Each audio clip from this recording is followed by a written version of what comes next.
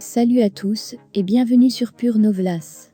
Aujourd'hui nous parlerons de Yvonne Magala Oliveira dans la série Un amour interdit. Mais avant de commencer, si vous êtes nouveau sur notre chaîne, n'oubliez pas de vous abonner à la chaîne et d'activer la cloche de notification pour ne manquer aucune de nos prochaines vidéos. En effet, de son vrai nom Leticia Sabatella, elle est née le 8 mars 1971.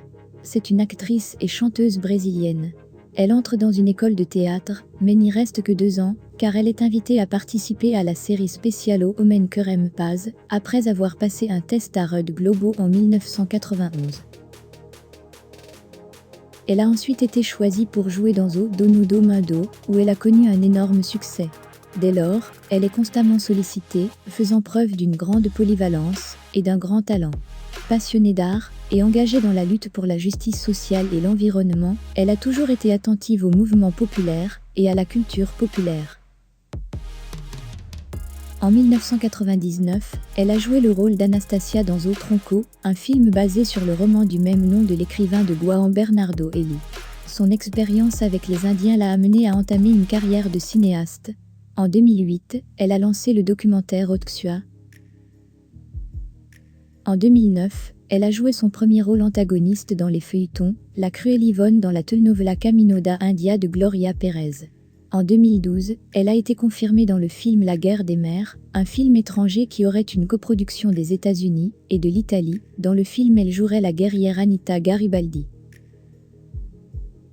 En 2013, elle revient au feuilleton dans Sangbom, dans lequel elle joue l'élégante marieuse Veronica.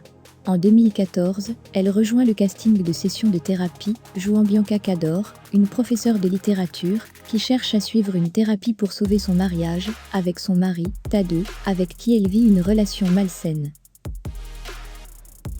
En 2017, elle revient au feuilleton dans Tempo de Amar, dans lequel elle incarne Delfina, la gouvernante intrigante de José Augusto.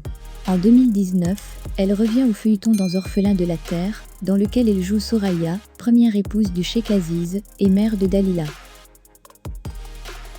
Leticia avait 2 ans, lorsque sa famille a déménagé de Belo Horizonte à la ville minière de Volta Grande, pour vivre dans le village de la centrale hydroélectrique de Volta Grande. Là-bas, son père était ingénieur à la centrale électrique.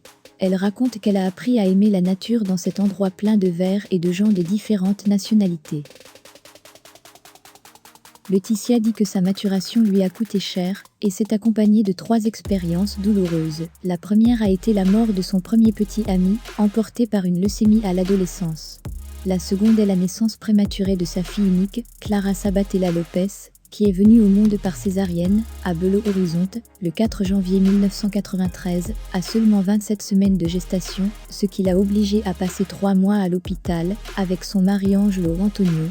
La 3e expérience difficile de sa vie a été son divorce en 2003, qui l'a amenée à rechercher une aide psychologique et spirituelle.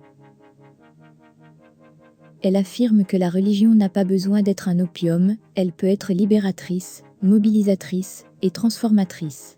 Elle pense que son engagement dans les causes sociales lui a fait gagner en humanité et en conscience, et aussi que seule, une réforme agraire permettra de réduire la violence urbaine.